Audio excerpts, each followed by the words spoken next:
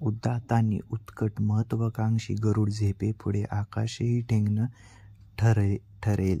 इतिहासानं पाहिलं 350 वर्षापूर्वी या मराठी मातीवर नांगराला गाढव जुंपून तो इथं फिरवला.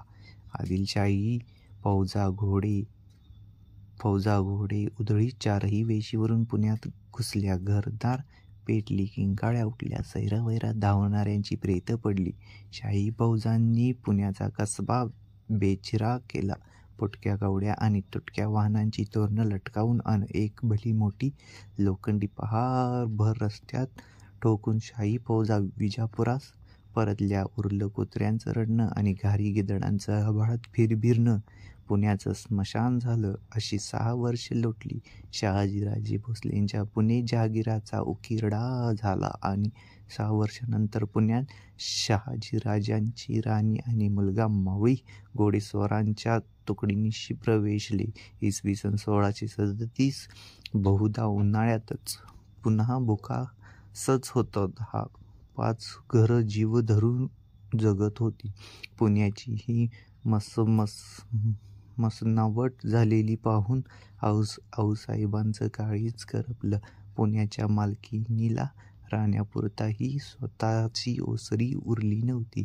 झांबरे पाटलांच्या वाड्याच्या चळवळीला या राजगृहिणीला बिऱ्हाड दाटावं लागलं. पण त्या क्षणालाच जिजाऊसाहेबांच्या व्याकुळ काळजातून अबोल संकल्प उमलू लागले. या पुण्याच्या आणि परगण्याच्या रूपांतर आम्ही करू. 4 दिवस 4 रात्री उलटल्या आणि आऊसाहेबांनी सण साजरा करावा तशी पहिली ओंजळ वाहिली.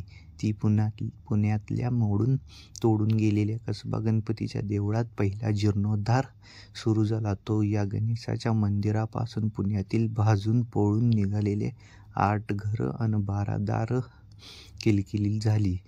त्यांची आशा पालवली. घरातली माणसं रस्त्यावर आली. कसबा गणपती दुर्वापलांनी प्रथमच इतका सल्ला पुजलेला पाहून आयाबायांना नक्कीच असं वाटलं की मायलेकरं म्हणजे गौरी गणपतीच्या पुण्यात आली. जिजाऊसाहेबांनी आज्ञा करावी अन सर्वांनी हौसेने ती झेलावी असा फोंडला पुण्यात सुरू झाला.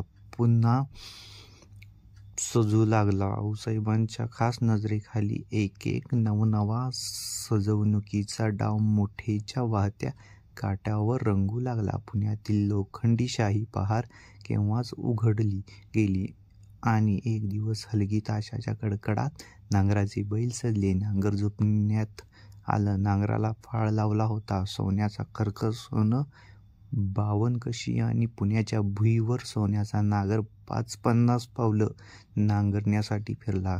याच भुईवर 6 वर्षापूर्वी विजापूरच्या वजीर खवासखानाच्या हुकुमानं गाढव जुंपलेला नांगर फिरला होता.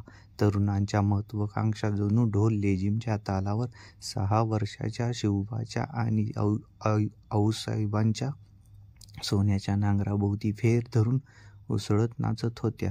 ती सुखावलेली मराठी जमीन जणू म्हणत होती, पोरांनो, मनात आणा, तुम्ही वाटेल ते करू शकाल. या मातीत मन मिसळतं की मोती पिकतील. अन खरंच पुण्याचं परगण्यासकट रूप पालटू लागलं. माणसं आपण होऊन आम्हाला लागली. 12 बलुतेदार अन गाव कामगार स्वतःचा संसार सजवावा तसं घामगाळीत काम करू लागले. न्यायनिवाड्या करायला स्वतः आऊसाहेब जातीनं सदरेवर बसू लागल्या. न्याय अगदी समतोल तराजूच्या काट्यावर मशीही बसत नव्हती. आऊसाहेबांनी या काळात दिलेल्या न्यायनिवाड्याचे दस्तऐवज गवसलेत.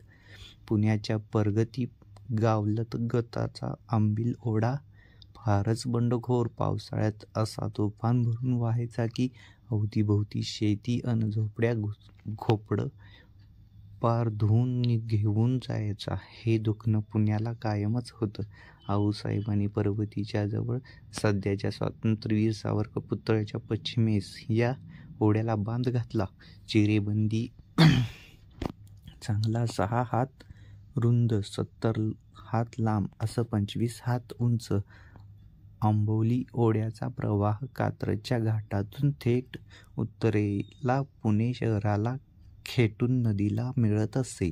हा प्रवाह या बांधामुळे वळवून घेऊन पश्चिमेकडे सध्याच्या दांडेकर पुलाखालून मुठा नदीत सोडण्यात आला. पुण्याच्या अवतीभोवती सगळे मावळी डोंगर जंगल अफाट. गेल्या 6 वर्षात वाघांचा, बिबट्यांचा आणि लांडग्यांचा, कोल्ह्यांचा धुमाकूळ बादशाही सरदारांपेक्षाही थैमान घालीत होता.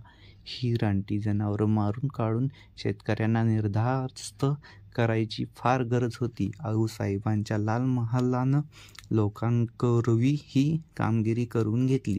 रानटी जनावरांचा धुमाकूळ थांबला, पण प्रतिष्ठित गावगंडांचा धुमाकूळ थांबविणं जरा अवघड होतं. आऊसाहेबांच्या हुकुमानं कृष्णाजी नाईक, फुलजी नाईक, बाबाजी नाईक पाटील इत्यादी दांडग्यांना जबर शिक्षा करून जबरेत आणलं. कुणाकुणाचे हातपाय तोडले. काय करावं? प्रत्येकाला कुठे आणि किती शहाणं करीत बसावं तोही मूर्खपणाच ठरतो. लाल महालातील मायलेकरांची स्वप्न आणि आकांक्षा गगनाला गवसण्या घालीत होत्या.